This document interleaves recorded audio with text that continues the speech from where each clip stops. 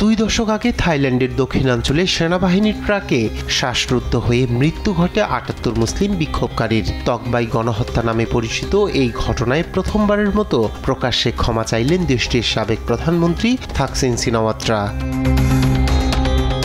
ভয়ঙ্কর ওই গণহত্যা থাইল্যান্ডের মুসলিম সংখ্যাগরিষ্ঠ দক্ষিণাঞ্চলীয় প্রদেশে রাষ্ট্রীয় দায়মুক্তির প্রতীক হিসেবে দাঁড়িয়ে আছে।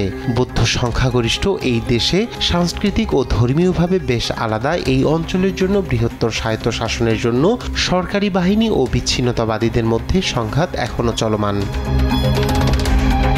থাই মানবাধিকার সংস্থা দুয়েজাইয়ের সহপ্রতিষ্ঠাতা আঞ্জনা হিমানা জানান, এই প্রথমবারের মতো ক্ষমা চাইলেন থাকসিন।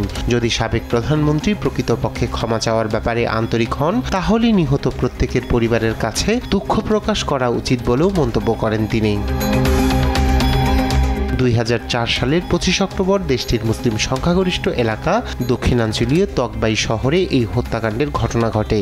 সে সময় নিরাপত্তা বাহিনী ওই এলাকার একটি থানার বাহিরে বিক্ষোভরত জনতার উপর গুলি চালায়। এতে 7 জন নিহত হন।